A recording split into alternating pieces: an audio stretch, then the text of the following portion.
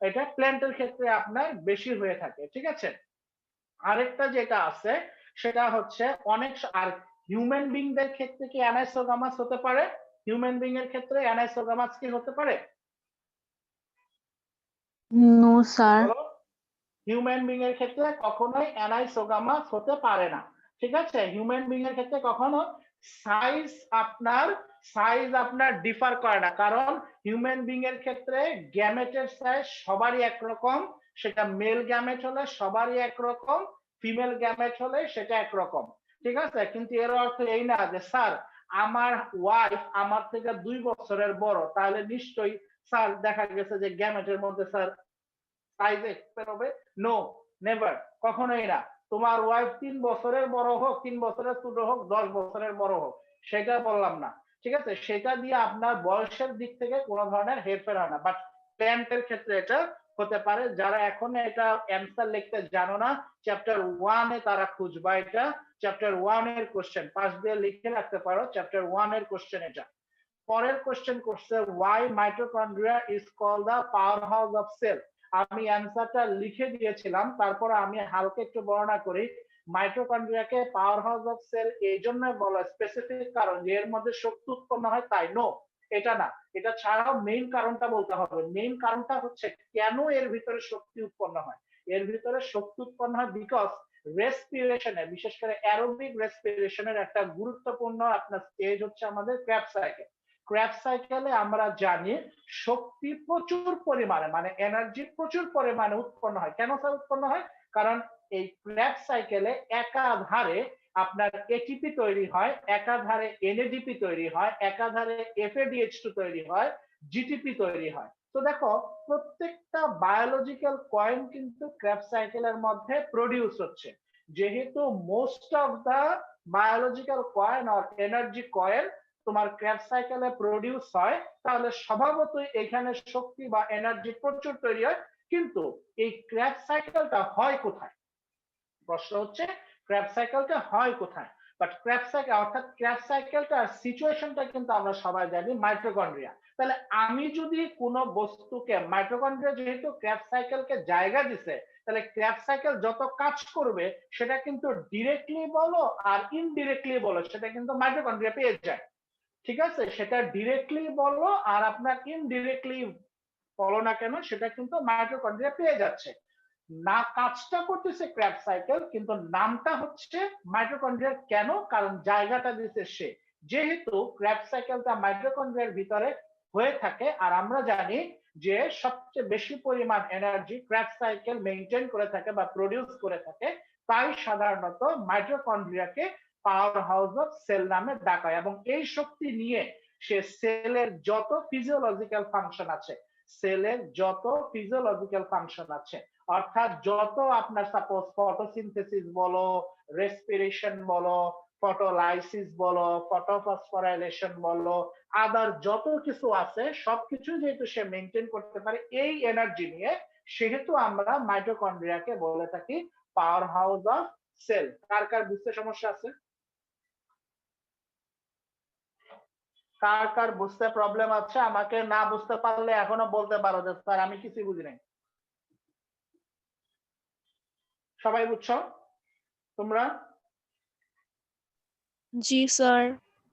Fine. এরপরে দেখো C number question করছে আমাদেরকে। সি নাম্বার আমাদের কোশ্চেন করছে describe the structure of the stem. মানে স্টেমের এ পার্টের আমাদের স্ট্রাকচার বলতে বলছে। খুব সোজা কোশ্চেন করছে এটা, যে মাইটোকন্ড্রিয়ার স্ট্রাকচার বর্ণনা করো। মাইটোকন্ড্রিয়ার স্ট্রাকচার বর্ণনা করো, আমি পুরো মাইটোকন্ড্রিয়াটা হালকা পাতলা বলে দিচ্ছি। সেটা হচ্ছে মাইটোকন্ড্রিয়া এটা একটা প্লুরাল ফর্ম। মাইটোকন্ড্রিয়া এটা একটা প্লুরাল ফর্ম। এটা সিঙ্গুলার ফর্মটা হচ্ছে মাইটোকন্ড্রিয়ন।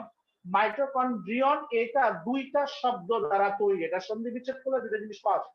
একটা হচ্ছে মাইটোস, যেটার অর্থ হচ্ছে র্যাপ থ্রেড, ঠিক আছে? অর্থাৎ যে থ্রেডটা কোনো কিছুকে র্যাপ করে রাখে, ঠিক আছে? আর এটা হচ্ছে কন্ড্রিয়ন, যেটাকে আমরা বলতেছি গ্র্যানিউল, ঠিক আছে? এটা একটা membrane bounded spherical or rod shape organelle. Membrane bounded spherical rod shape organelle, যেটা আপনার ইউক্যারিওটিকের ভিতরে থাকে বা ইউক্যারিওটিক সেলের সাইটোপ্লাজমের ভিতরে থাকে। ইউক্যারিওটিক সেলের সাইটোপ্লাজমের ভিতরে আপনার থাকে এটা। ঠিক আছে, আমরা সবাই জানি মাইটোকন্ড্রিয়া আবিষ্কার করছে ভেন্দা, সায়েন্টিস্ট ভেন্দা, কার্ল ভেন্দা 1897 এ উনি এই থ্রেড লাইক সাবস্টেন্সটা একটা নামকরণ করেন, তার নামটা হচ্ছে মাইটোকন্ড্রিয়া। তারও আগে আপনার একজন সায়েন্টিস্টের নাম আছে, তোমার নাম শুনছো, মুখস্থ হয়ে যাওয়ার কথা, কলিকার। কলিকার আপনার 1850-তে উনি কিন্তু প্রথম আপনার অবজার্ভ করেন যে আপনার সাধারণত আপনার একটা গ্র্যানুলার স্ট্রাকচার দেখা যাচ্ছে আপনার ফ্লাইট মাসেল। ঠিক আছে, এইখানে আপনার একটা মাসেলের ভিতরে একটা গ্র্যানুলার স্ট্রাকচার দেখা যাচ্ছে। উনি এটার নাম মাইটোকন্ড্রিয়া দেন না, অন্য কিছু দিয়েছিলেন। পরবর্তীকালে অনেক কিছু চেঞ্জ হতে হতে হতে হতে শেষ পর্যন্ত এটার নাম হয়েছে মাইটোকন্ড্রিয়া। মাইটোকন্ড্রিয়া আপনার সাধারণত আপনার অনেকগুলো থাকে। বেশিরভাগ মাইটোকন্ড্রিয়া টিপিক্যাল আপনার একটা সেলে মাইটোকন্ড্রিয়া কিন্তু প্রতিটা সেলে প্রায় 200 থেকে 300টা থাকতে পারে। ঠিক আছে, 200 থেকে 300টা থাকতে পারে। বাট লিভার সেলে, আমাদের লিভার সেলে, ঠিক আছে, বা কিডনির সেলে, তারপরে হচ্ছে আপনার আদার কিছু ছেলে যে আপনার সেলে যেগুলোতে আপনার ফিজিওলজিক্যাল ফাংশন হয়ে থাকে, ঠিক আছে, সেই সমস্ত সেলে মাইটোকন্ড্রিয়া কিন্তু আপনার অনেক বেশি থাকে, নিয়ার অ্যাবাউট 1000 এরকম কিন্তু আপনার মাইটোকন্ড্রিয়া থাকে। এখন আসো তুমি স্ট্রাকচার, স্যার এতগুলা কথা বললেন কেন? হ্যাঁ, তুমি যে কলেজটা সলভ করতেছো বিএমসি, এটা তোমাকে 18 মার্কের কোশ্চেন লিখতে হলে আগে এটার ডেফিনেশন লিখতে হবে, তারপরে এটার ইনভেন্টরকে তাকে লিখতে হবে, তারপরে এটার নাম্বার লিখতে হবে, এন্ড দেন তোমাকে ফিজিক্যাল স্ট্রাকচারে ঢুকতে হবে। ঠিক আছে, সো ফিজিক্যাল স্ট্রাকচারে আমি জাস্ট খুব সোজা ভাবে তোমাদেরকে বলি, আমি এখানে ছবি দেখেই বলি তোমাদেরকে, যে প্রথমত হচ্ছে মাইটোকন্ড্রিয়া একটা মেমব্রেন থাকবে। মাইটোকন্ড্রিয়ার একটা মেমব্রেন না, মানে এটা মেমব্রেন বাউন্ডেড। তো মেমব্রেন বাউন্ডেড বললে এটার দুইটা মেমব্রেন থাকে, একটা হচ্ছে আউটার মেমব্রেন আর একটা হচ্ছে আমাদের ইনার মেমব্রেন, এটা হচ্ছে মেমব্রেন। 2 নম্বরে হচ্ছে মাইটোকন্ড্রিয়ার ভিতরে আমরা জানি মেমব্রেনটা হচ্ছে সাধারণত ফসফোলিপিড থাকে। ঠিক আছে, ফসফোলিপিড থাকে, অনেকে কিন্তু এটাকে বলে লিপোপ্রোটিন। লিপোপ্রোটিনটা ঠিক আছে, তো লিপোপ্রোটিনটা তোমাদের বইয়ে লেখা আছে, তোমরা লিপোপ্রোটিনটাই লিখবা, অর্থাৎ লিপিড আর প্রোটিন দ্বারা তৈরি হয়েছে। তারপরে আমাদের যেটা থাকে যে মাইটোকন্ড্রিয়ার ভিতরে বেন্ডিং হয়ে থাকে, কিছু পার্ট বেন্ড হয়ে থাকে দেখা যাচ্ছে, ওই বেন্ডিং পার্ট গুলোর নাম হচ্ছে ক্রিস্টি। মাইটোকন্ড্রিয়ার ভিতরে কিছু বেন্ডিং পার্ট থাকে, ওই বেন্ডিং পার্ট গুলোর নাম হচ্ছে ক্রিস্টি। তারপরে ক্রিস্টিকে কভার করে রাখে কিছু টাইনি পার্টিকেল দেখা যাচ্ছে, এই টাইনি পার্টিকেল গুলোর নাম হচ্ছে অক্সিজম, যাকে আমরা F1 পার্টিকেল নামেও বলে থাকি। ঠিক আছে, মাইটোকন্ড্রিয়ার ভিতরে কিন্তু ডিএনএ থাকতে পারে। মাইটোসোল লিখবা যে মাইটোকন্ড্রিয়া অলসো কন্টেইন ডিএনএ। ঠিক আছে, আরেকটা যেটা আমরা দেখা যাচ্ছে যে মাইটোকন্ড্রিয়ার ভিতরে কিন্তু ম্যাট্রিক্স থাকে। ম্যাট্রিক্স হচ্ছে থিক জেলি লাইক সাবস্টেন্স। ঠিক আছে, মাইটোকন্ড্রিয়ার ভিতরে ম্যাট্রিক্স থাকে আমাদের। সো এটা হচ্ছে আমাদের মাইটোকন্ড্রিয়ার স্ট্রাকচার। স্ট্রাকচার সম্পর্কে কারো কিছু জিজ্ঞাসা আছে আমার কাছে?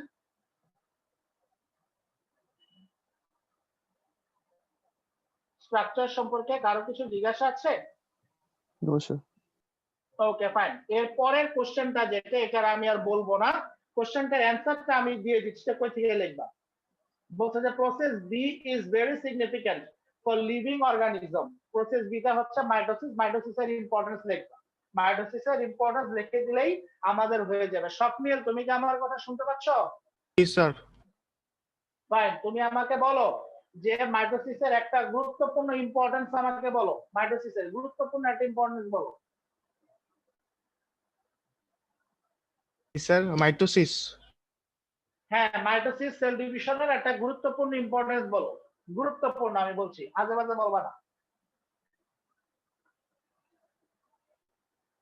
এটা ইকুয়েশন আর রিজন ইকুয়ালি ডিভাইড করে। না, এটা তো কোনো গুরুত্বপূর্ণ আপনার হলো না, এটা তো সে করবেই, এটা তো সে করবেই। আচ্ছা, পারতেছে না মাহা ম্যাম? ম্যাম স্যার এই যে এটার হ্যাম্পার হয়। এক মিনিট সত্যি একটা এখানে আসতেছে। ম্যাম আপনি কি জানেন? স্যার ভুলে গেছি। আচ্ছা, ম্যাডাম জানেন না। আচ্ছা, তাহলে সিনজিৎ ম্যাডাম।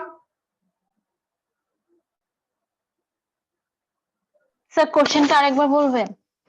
হ্যাঁ, কোশ্চেনটা তোমার সামনে আছে, মাইটোসিসের সিগনিফিকেন্স। তুমি আমাকে একটা মেইন সিগনিফিকেন্স বলো, যে সিগনিফিকেন্সটা বললে সব সিগনিফিকেন্স সবার আগে এটা আমরা বলি, বলো। Sir, growth of a body. জি, এটা হচ্ছে মেইন, অর্থাৎ মাইটোসিসের সিগনিফিকেন্সের মধ্যে মেইনই হচ্ছে গ্রোথ। সবাইকে এটা লিখতেই হবে। মাইটোসিস না হলে তোমার শরীরে গ্রোথ হবে না। গ্রোথ না হলে তো কি হবে? গ্রোথ না হলে কি হবে তুমি বুঝতে পারতেছো যে এখন তোমার বয়স হয়ে গেছে 60 বা তোমার বয়স হয়ে গেছে 30, তোমার বয়স হয়ে গেছে 35, তুমি এখন আর দেখলে তোমার মনে হয় 10 বছরের বাচ্চা, তাহলে তো কেউ পছন্দ করবে না। তাহলে এটা হচ্ছে গ্রোথের সমস্যা। ঠিক আছে, তো এই গ্রোথটা কিন্তু আপনার করবে সাধারণত মাইটোসিস সেল ডিভিশন। বাকি কথা আমি লিখে দিচ্ছি, নোট দেখে লিখে ফেলবো। 1 নাম্বার কোশ্চেন শেষ। স্যার 2 নাম্বার কোশ্চেন যেটা আছে বলো। এটা হ্যাম্পার হয়ে গেলে ক্যান্সার হয়। কোনটা বলো? মাইটোসিস। মাইটোসিস হ্যাম্পার হলে ক্যান্সার হয়। জি, এখন হ্যাম্পার বলতে আপনি কি বোঝাচ্ছেন?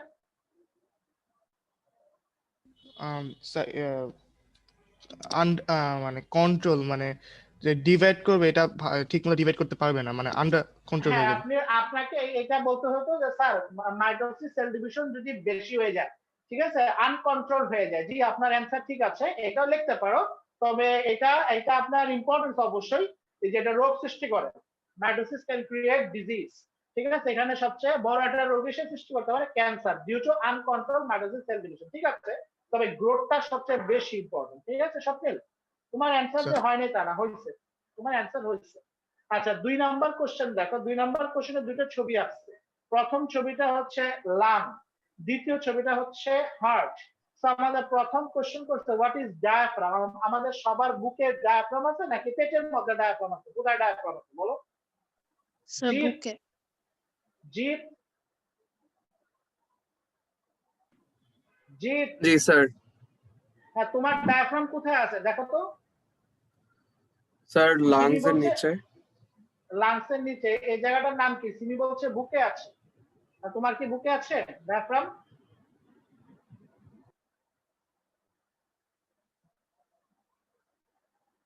তোমার কি বুকে আছে ডায়াফ্রাম? Sir, abdominal. না না, সিমির অ্যান্সার ভুল হয় নাই। সিমির অ্যান্সার ঠিক আছে, কিন্তু আমি স্পেসিফিক্যালি জানতে চাচ্ছি জায়গাটা কোথায় আসে। স্যার থোরাসিক অ্যাবডোমেনও ঠিক ক্যাভিটি আর আছে, অ্যাবডোমিনাল অ্যাবডোমেন ক্যাভিটির বলতো মাঝে। সেও ঠিক আছে। সে কি বলতে পারবা যে কোন অ্যাবডোমেনে আছে?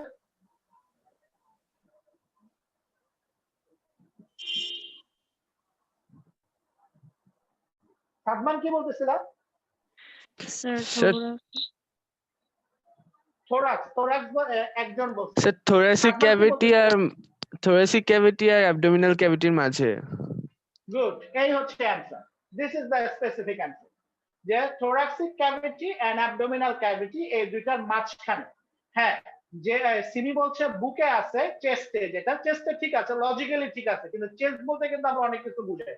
চেস্টে কিন্তু আরো অনেক কিছু আছে। সো চেস্ট বললে একটু ঝামেলা হয়ে যায় সিমি, বুঝতে পারছো? বলবা it is a structure which is situated between the thoracic cavity and abdominal cavity. এই থোরাসিক ক্যাভিটি থেকে অ্যাবডোমিনাল ক্যাভিটি এইটাকে ভাগ করে, এটাকে ডিভাইড করে দেয় ডায়াফ্রাম। অথবা যে অ্যাবডোমেন বলছে স্যার, তারটা ঠিক আছে কিভাবে করে? অ্যাবডোমেন দুই প্রকার, আপার অ্যাবডোমেন, লোয়ার অ্যাবডোমেন। তাহলে তুমি যদি এরকম বলতে স্যার এটা হচ্ছে এমন একটা স্ট্রাকচার যে আপার অ্যাবডোমেনকে লোয়ার অ্যাবডোমেন থেকে ভাগ করে দেয়, this is the perfect answer. সব অ্যান্সার ঠিক আছে, একটু পেঁচায় পেঁচায় বলতে হবে, বুঝতে পারছো আমার কথা? Yes sir. ওকে, তারপরের কোশ্চেন দেখো, বলছে what is meant by capillaries. Capillaries হচ্ছে আমাদের সাধারণত এরকম একটা স্ট্রাকচার যেটা নেট লাইক, মনে রাখো। ক্যাপিলারিস হচ্ছে আমাদের একটা নেট লাইক স্ট্রাকচার। তো নেট লাইক স্ট্রাকচার হলে কি হবে স্যার? নেট লাইক স্ট্রাকচার কেন বললেন? তুমি যদি ক্যাপিলারির ছবি দেখো তাহলে একটা জিনিস দেখতে পারবা যে ক্যাপিলারি গুলো একটার সাথে আরেকটা মিশে আছে, ঠিক আছে। একটার সাথে আরেকটা যখন মিশে থাকে তখন এটা দেখতে একদমই আপনার নেটের মতো মনে হয়, একদমই এটা আপনার নেটের মতো মনে হয়। সেজন্য আমি বলছি যে সাধারণত যে ক্যাপিলারিটা হচ্ছে আমাদের net like structure. Net like স্ট্রাকচারে সাধারণত কি হয়? নেট লাইক স্ট্রাকচার গুলো সাধারণত আপনার ব্লাড যেটা আছে সেটা আমাদের এক জায়গা থেকে আরেক জায়গাতে আমাদের নিয়ে যায়। So this is the capillary. So তোমরা বলতে পারো যে ক্যাপিলারি হচ্ছে একটা নেটওয়ার্ক স্ট্রাকচার যেটা সাধারণত আমরা ব্লাড গুলো এক জায়গা থেকে আরেক জায়গায় নিয়ে যায়। অনেক সময় যেটা করে এটা আর্টারি এবং ভেইন, মন দিয়ে শোনো, এটা আর্টারি এবং ভেইন এই দুইটার মাঝখানে সংযোগ স্থাপন করে। এটা আর্টারি এবং ভেইন এই দুইটার মাঝখানে সে একটা সংযোগ স্থাপন করে। এই সংযোগ স্থাপনের ফলে রক্ত সাধারণত আপনার এক পাশ থেকে আরেক পাশে আপনার ইজিলি মুভ করতে পারে। এটাই হচ্ছে আমাদের সাধারণত ক্যাপিলারি। বাকিটা আমার নোটে লেখা আছে, এটা নোট থেকে পড়ে নিন। Describe the tissue which is related to the function of B. এই বি নাম্বার টিস্যুটার নাম কি বলো? বি নাম্বার ফিগারের টিস্যুটার নাম আমাকে একজন বলো। সিফাত কি নাম টিস্যুটার? কেউ বলবো না।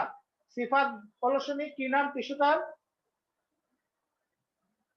সিফাত কি? হ্যাঁ সিফাত বলো।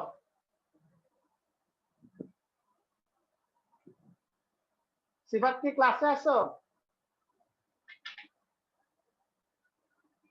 জি স্যার। হ্যাঁ বলো, তোমার হার্টের মধ্যে কোন টিস্যু আছে বলো?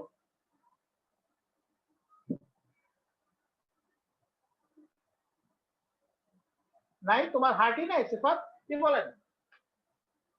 হ্যাঁ স্যার, হ্যাঁ কোন টিস্যু আছে?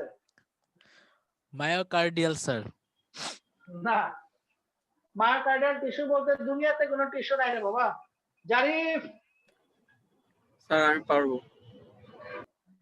আচ্ছা আসতেছি আমি। জারিফ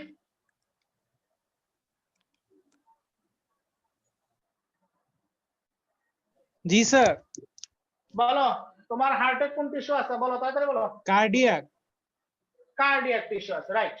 এখন তোমাকে বলছে, ওকে থ্যাংক ইউ, কার্ডিয়াক টিস্যুর ডেসক্রিপশন দিতে। কার্ডিয়াক টিস্যু দেখতে কেমন, কার্ডিয়াক টিস্যু বর্ণনা করো, এটা হচ্ছে তোমার কোশ্চেন। কার্ডিয়াক টিস্যু সম্পর্কে আমি যদি তোমাদেরকে একটু বলি, তোমরা বা কার্ডিয়াক মাসেল যেটা, সেটা হচ্ছে কার্ডিয়াক টিস্যু আমাদের, সেটা হচ্ছে মাসকুলার টিস্যুর মধ্যে কার্ডিয়াক টিস্যু যেটা, সেটাকে। তো আমি কার্ডিয়াক টিস্যু যদি আপনার বলে থাকি, সাধারণত এটা এরকম যে কার্ডিয়াক মাসেল হচ্ছে একটা হাইলি স্পেশালাইজড টিস্যু যেটা আপনার হার্টের ওয়ালকে ধরে রাখে। ঠিক আছে, এটা হার্টের ওয়ালকে ধরে রাখে। এটা কিন্তু special type of involuntary tissue. ঠিক আছে, যেটা হচ্ছে আপনার ইনভলান্টারি টিস্যু বলে আপনি এটার কাজটা আপনি নিয়ন্ত্রণ করতে পারেন না। ঠিক আছে, আচ্ছা এখন কার্ডিয়াক টিস্যুর আপনার স্ট্রাকচার যদি আমি বলি, তাহলে আমরা এরকম বলতে পারি যে কার্ডিয়াক টিস্যুর ভিতরে সাধারণত শর্ট, ব্রাঞ্চিং এবং স্ট্রেটেড সেল আছে। শর্ট, ব্রাঞ্চ এবং স্ট্রেট সেল আছে, যেখানে একটা নিউক্লিয়াস আপনার সেন্টারে আছে, একটা করে নিউক্লিয়াস সেন্টারে আছে। সে কারণে আমরা কিন্তু বলি যে কার্ডিয়াক টিস্যুটা আপনার সিঙ্গেল নিউক্লিয়েটেড। ঠিক আছে, কার্ডিয়াক টিস্যুর যে চামড়াটা আছে, ঠিক আছে, সে চামড়াটা আমরা সাধারণত বলি আপনার মায়োফিব্রিল। মায়োফিব্রিলটা আপনার কিন্তু প্যারালালি থাকে। মায়োফিব্রিলটা আপনার প্যারালালি থাকে ওয়ান অ্যানাদার। ঠিক আছে, এবং এটা লং এক্সিস বরাবর কিন্তু এটা ডিরেকশন, অর্থাৎ সামনের দিকে যাবে। এটা লং এক্সিস, উপরের দিকে উঠবে সবসময়। তো এটা লং এক্সিস বরাবর যাবে। আর মায়োফিব্রিল গুলো কিন্তু স্ট্রেটেড। ঠিক আছে, অর্থাৎ আড়াআড়ি এটা, অর্থাৎ সেগমেন্টেড। আরেকটা যেটা আছে কার্ডিয়াক টিস্যু বা কার্ডিয়াক মাসেল, এটা ব্রাঞ্চিং হয়। ব্রাঞ্চিং হওয়ার ফলে কি হয়, এক মাসেল আরেকটাকে ধরে রাখে, পাশের আরেকটা মাসেলকে ধরে রাখে। এবং আমরা সবাই জানি কার্ডিয়াক মাসেলের ভিতরে আপনার ইন্টারকেলেটেড ডিস্ক থাকে। ইন্টারকেলেটেড ডিস্ক থাকার ফলে এটা কিন্তু সেগমেন্টেড হয়। ঠিক আছে, এটা কিন্তু আপনার সেগমেন্টেড হয়। এবং কার্ডিয়াক টিস্যুতে ইত্যাদি এইগুলো থাকার ফলে এটা কিন্তু বিট দেয়। এটা কিন্তু বিট দেয়। আমরা কিন্তু জানিও একটা জিনিস যে কার্ডিয়াক টিস্যু সাধারণত আপনার আপনার ওই অ্যাট্রিয়াম আর ভেন্ট্রিকল, এটার কিন্তু আপনার কন্ট্রাকশনে সে সাহায্য করে। আবার রিদমিক ব্রিদিং এও কিন্তু সে সাহায্য করে কার্ডিয়াক টিস্যুটা, এবং ব্লাড সার্কুলেশনও সাহায্য করে। কার্ডিয়াক টিস্যু নিয়ে কারো কিছু জিজ্ঞাসা আছে আমার কাছে? স্যার কার্ডিয়াক টিস্যু আর মায়োকার্ডিয়াল টিস্যু কি সেম? না, কার্ডিয়াক টিস্যু আর মায়োকার্ডিয়াল টিস্যু সেম না। মায়োকার্ডিয়াল এটা টিস্যু না, মায়োকার্ডিয়াল লেয়ার হয়। ঠিক আছে, একটা হচ্ছে এপিকার্ডিয়াল আর একটা মায়োকার্ডিয়াল আর একটা হচ্ছে এন্ডোকার্ডিয়াল। ঠিক আছে, একটা হচ্ছে ইনার, মিডিল আর একটা আউটার। সো ওইগুলা হচ্ছে লেয়ার আর এটা হচ্ছে মাসেল। আমার কথা বুঝতে পারছো? জি স্যার। তবে হ্যাঁ, তোমাদের বাকি যে দুইটা মাসেল আছে, শোনো, বাকি যে দুইটা মাসেল আছে, একটা হচ্ছে ভলান্টারি আর একটা ইনভলান্টারি। ওদের কিছু আপনার সিনোনিম আছে, যেমন ভলান্টারি মাসেল, যেটা ভলান্টারি মাসেলকে স্কেলেটাল মাসেলও বলে, নন স্মুথ মাসেলও বলে, স্ট্রেইটেড মাসেলও বলে, বা স্ট্রেইটেড মাসেলও এটাকে বলে থাকে। ভলান্টারিকে স্কেলেটাল, নন স্মুথ, স্ট্রেইটেড মাসেলও বলে। আর ইনভলান্টারি যেটা, সেটাকে আমরা বলি স্মুথ, নন স্ট্রেটেড, ভিসারাল মাসেল। স্মুথ, নন স্ট্রেটেড, ভিসারাল মাসেল। সো এগুলার কিছু সিনোনিম আছে, কিন্তু কার্ডিয়াক মাসেলের কোনো সিনোনিম নেই। Cardiac muscle cardiac muscle. আমার কথা কি বোঝা গেছে সবার? জি স্যার। তবে আমি একটা জিনিস তোমাদেরকে একটু বলে দিই, এটা একটা নতুন তথ্য, লিখে নাও। সেটা হচ্ছে, যেহেতু ডেসক্রাইব করতে বলছে কার্ডিয়াক মাসেল, আবার এটা হচ্ছে আপনার প্রায় 3 মার্কের কোশ্চেন, শুধু ছবিটা আঁকতেই হবে। একটা তথ্য দিয়ে দিয়ে আমি, লিখে নাও। সেটা হচ্ছে যে ইচ সেল ইজ অ্যাবাউট, মানে কার্ডিয়াক মাসেলের যে সেল গুলো আছে, each cell is about 100 micrometer length, 100 micrometer length, and about 15 micrometer wide, and about 15 micrometer wide, and about 15 micrometer wide. Length হবে 100 micrometer, wide হবে 15 micrometer. Clear সবার? Sir 1515। হ্যাঁ 15, right, 1515, 1515. ওকে, আমরা তারপরের স্যার কোশ্চেনে ইউনিটটা আবার বলতে পারবেন? জি, micrometre, micrometre, micron metre, Okay. সেটাকে আমরা শর্টকাটে বলে মাইক্রোমিটার। মাইক্রোমিটার তোমাদের ফিজিক্সে কিভাবে লেখে? Sir MM. মাইক্রন, যেটা মাইক্রন, মাইক্রনটাকে ফিজিক্সে একটা স্পেশাল একটা উচ্চারণ আছে, উচ্চারণ পারো এটা? মিউ লেখছো কখনো? মিউ? না স্যার। জি স্যার। মিউ লেখো নাই? কি বলো, এখনো মিউ লেখো নাই তোমরা? তোমাদের সিলেবাসে ডিসি মিউ স্যার নাই? লেখছি স্যার। তাহলে আছে স্যার। জি স্যার। তাহলে মিউ তো থাকার কথা, কি বলো? মিউ তো থাকার কথা। আচ্ছা ঠিক আছে, ওই মিউটাকে আমরা বায়োলজিতে বলি মাইক্রন। ঠিক আছে, এখন চিন্তা নিশ্চয়ই সবাই কিভাবে লেখেন। আচ্ছা এবার আসো D number question. D number কোশ্চেনে দেখা লেখা আছে CL level part, CL level part of the figure A play important role for the, এখানে ছোট্ট একটা ঝামেলা আছে, CL হবে না, C part হবে শুধুমাত্র, C level part, তো ঠিক করে নাও, CL হবে না। C level part of the figure A plays important role for the exchange of gases. Analyze, দেখো এই কোশ্চেনটা C level পার্টটা কি? জাওয়াদ, সিটা কি বলতে পারবা? জাওয়াদ, জাওয়াদ কই? জি স্যার। এই সিটা কি?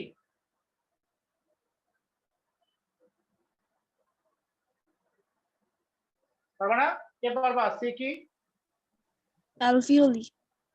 Alveoli, right, alveoli. তাহলে অ্যালভিওলিতে বলছে CO2, সিটা এখানে এক্সচেঞ্জ অফ গ্যাস বলছে। এক্সচেঞ্জ অফ গ্যাসের মধ্যে কয়টা আছে গ্যাস আমাকে বলো? CO2 আছে, আর কি আছে? অক্সিজেন। অক্সিজেন। সো দুইটাই লিখতে হবে, আমার নোট লেখা আছে, দুইটাই লিখে দিবা। আমার নোট লেখা আছে, দুইটাই লিখে দিবা। CO2 এক্সচেঞ্জও আছে, O2 এক্সচেঞ্জও আছে। আমি যতটুকু লিখছি এতটুকু লিখবা, 4-4 পেয়ে যাবে। রিঅ্যাকশন সহ লিখে দিছি আমি। সো যতটুকু আছে ততটুকু লিখে দিবা, একদম 4-4, কোনো সমস্যা নেই। 3 নাম্বার কোশ্চেন দেখো, দুইটা টপিকস লিখছে। একটা টপিকস হচ্ছে sample X is collected from deformed dead body of road accident, DNA। ঠিক আছে, আর টপিক 2 লিখছে ট্রান্সফার অফ জিন by the process of Y for the development of high quality crops, tissue culture। ঠিক আছে, এটা বলছে এখানে। তো প্রথম কোশ্চেন হচ্ছে এক্সপ্ল্যান্ট। এক্সপ্ল্যান্ট কি জিনিস? এক্সপ্ল্যান্ট হচ্ছে তুমি যার কাছ থেকে মাদার ডিএনএটা নিলা, সেই মাদার ডিএনএটার নামই হচ্ছে, বা টার্গেটেড জিনটার নামই হচ্ছে আমাদের এক্সপ্ল্যান্ট। এইটাই এক্সপ্ল্যান্ট ডেফিনেশন লিখে দিচ্ছি আমি। Why O blood group is called universal donor? O blood group universal donor কেন? অ্যানসারটা আমি লিখে দিচ্ছি, তারপরে বলে দিই। অ্যানসারটা হচ্ছে, নিয়ম হচ্ছে যখনই রক্ত একজন আরেকজনকে দেয় তখন ডোনারের অ্যান্টিজেন রিসিভারের অ্যান্টিবডির সাথে রিঅ্যাকশন করে। আমরা জানি ও ব্লাড গ্রুপের কোনো অ্যান্টিজেন নাই, সেজন্য সে কারোর সাথে রিঅ্যাকশন করে না। যেহেতু সে কারোর সাথে রিঅ্যাকশন করে না, অর্থাৎ অ্যান্টিজেন মিসিং, তাই এই ও ব্লাড গ্রুপটা আমরা বলি ইউনিভার্সাল ডোনার। এটা হচ্ছে এক্সাক্ট আপনার কারণ। তারপরের কোশ্চেন করছে, explain the role of X for the identification of unknown dead body. এটা হচ্ছে ডিএনএ টেস্টের রোল বলতে বলছে। ডিএনএ টেস্টে তোমাকে কিছুটা নিয়ম লিখতে হবে, নিয়ম লেখার পরে শুধুমাত্র ডেড বডি অ্যানালাইজের ক্ষেত্রে সিগনিফিকেন্সটা লিখে দিতে হবে। সিগনিফিকেন্সটা লিখে দিলে অ্যানসারটা হয়ে যাবে। ডিএনএ টেস্টের তুমি এত বর্ণনা করবা না, ডিএনএ টেস্ট কেমনে করে করছে। আমি যে নোটটা লিখে দিয়েছি সেখানে এত বর্ণনা করবা না, হালকা হালকা 1-2 লাইন করে লিখবা। লেখার পরে জাস্ট তুমি এখানে ডেড বডির ক্ষেত্রে কি ইম্পর্টেন্সটা দেখবা, যে একটা ডেড বডি অ্যাক্সিডেন্টাল কেস, ওই ক্রিমিনাল কেসে আর অ্যাক্সিডেন্টাল কেস দুটোকে অ্যাড করবা, করে এটার অ্যানসারটা লিখে দিবে, অ্যানসারটা 3 মার্কের হয়ে যাবে। আর new character can be developed in the plant and animal by the process of Y. এখানে আচ্ছা, এখানে অ্যানিমালও বলছে, তার অর্থ হচ্ছে এটা হচ্ছে আমাদের রিকম্বিনেন্ট ডিএনএ। রিকম্বিনেন্ট ডিএনএ আমাদের এটা করতে হবে। রিকম্বিনেন্ট ডিএনএ আমি ট্রান্সফার জিন যখন আমি করব, new character can be developed in the plant and animal by the process of Y. Analyze করতে বলছে। রিকম্বিনেন্ট ডিএনএ আমাদের শুধুমাত্র আপনার সিগনিফিকেন্স গুলো যেগুলো আছে সেগুলো শর্টকাটে সবগুলো সিগনিফিকেন্স লিখলেই, ক্রপস এর ক্ষেত্রে বিশেষ করে ক্রপস এর ক্ষেত্রে আপনার সিগনিফিকেন্স গুলো লিখলে, এগ্রিকালচার আমি তোমাদেরকে বলছিলাম যে এগ্রিকালচার নোটটা পাঠাই দিব, খুব শীঘ্রই পাঠাই দিব। ঠিক আছে, 1-2 দিনের ভিতরে পাঠাই দিব। আমি 3-4 একটা নোট নিয়ে একটু লেখাচ্ছি, তো তাই 1-2 দিন একটু টাইম লাগবে। এটা আমি এগ্রিকালচারের সিগনিফিকেন্সটা পাঠাই দেবো, ওটা লিখে দিলে অ্যান্সার হয়ে যাবে। সবাইকে বুঝতে পারছো 3 নাম্বার টপিকটা? স্যার আমি সি নাম্বার কোয়েশ্চেনটা বুঝি না। সি নাম্বার কোশ্চেনটা হচ্ছে, আমি আরেকবার বলতেছি, তোমাকে বলছে যে explain the role of X. ওই যে স্যাম্পলটা নিছো, স্যাম্পলটা কি নিছো? ডিএনএ নিছো। সে ডিএনএটা আইডেন্টিফাই করবে ডেড বডি অ্যানালাইজের ক্ষেত্রে, আননোন ডেড বডি অ্যানালাইজ ক্ষেত্রে। তাহলে তোমাকে ডিএনএ কিভাবে করে তোমার ডেড বডি অ্যানালাইজ করবে, বাই দ্য ডিএনএ টেস্ট। ঠিক আছে, ডিএনএ টেস্ট সম্পর্কে তুমি লিখবা, ডিএনএ টেস্টটা লিখবা কিভাবে করে, এখানে জাস্ট পয়েন্ট গুলো লিখবে, এটা করে, করার পরে এটা অ্যানালাইজ কিভাবে করে করবে। আমি ওই যে দেখবা আমার নোটে লিখছিলাম ডিএনএ টেস্টের সিগনিফিকেন্স কি, সেখানে যে ক্রাইম করে, ক্রাইমের একটা সিগনিফিকেন্স, ক্রিমিনাল ধরে, এইখানে বিষয়টা তুমি যদি লিখতে পারো সুন্দর করে, তাহলে তোমার এটা হয়ে যাবে যে আমি ডেড বডিটাকে প্রথমে আপনার ডিএনএ টেস্ট করব, টেস্ট করার পরে তার আত্মীয় যারা আছে তাদের সাথে আমি মিলাবো, মিলানোর পরে আমি এই ডেড বডিটাকে আইডেন্টিফাই করব। এভাবে করে ডিএনএ টেস্ট মূলত আপনার যে কোনো প্রকার আননোন ডেড বডিকে আমার আইডেন্টিফিকেশন করতে ব্যবহার। বুঝতে পারছো? জি স্যার। কারো আর কোনো জিজ্ঞাসা আছে আমার কাছে 3 নাম্বার কোশ্চেনে? নাই। এবার আসো 4 নাম্বার কোশ্চেন। 4 নাম্বার কোশ্চেনে টবের মধ্যে একটা গাছ দেখতেছি, পাশে একটা কিডনির ছবি দেখতেছি, কিডনি। ঠিক আছে, তাহলে টবের মধ্যে গাছ কি লিখে রাখছে, দেখি এটা কি পড়ে। প্রথম কোশ্চেন হচ্ছে what is blood pressure. Blood pressure হচ্ছে রক্ত প্রতি মিনিটে, ব্লাড প্রতি মিনিটে আর্টারি ওয়ালে যে বিট দেয়, ব্লাড প্রতি মিনিটে আর্টারি ওয়ালে যে বিটটা দেয়, ঠিক আছে, যে ফ্লোটা দেয়, সে ফ্লোটার নামই হচ্ছে আমাদের ব্লাড প্রেসার। ঠিক আছে, ব্লাড প্রেসার 2 রকম হতে পারে, সিস্টোলিক, ডায়াস্টোলিক। আসলে 2 রকম না, অনেকটা বেরোতে পারে, এত টাইপের তোমাদের দরকার নেই। পরের কোশ্চেন করছে হোয়াট ইজ ফটোট্রপিজম। ফটোট্রপিজমের নোট লেখা আছে, তারপর আমি বলি। ফটোট্রপিজম হচ্ছে মুভমেন্ট, প্ল্যান্টের মুভমেন্ট। কার দিকে? সূর্যের দিকে, অর্থাৎ সানলাইটের দিকে। যদি প্ল্যান্ট সানলাইটের দিকে মুখ করে থাকে, তার মুখটা যদি, অর্থাৎ তার দিকটা যদি সানলাইটের দিকে থাকে, তাকে বলবো পজিটিভ ফটোট্রপিজম। আর তার ডিরেকশনটা যদি সানলাইটের অপোজিটে থাকে, তাকে আমরা বলবো নেগেটিভ ফটোট্রপিজম। ফটোট্রপিজমের নোটই আছে 2 মার্কের জন্য আমারটা।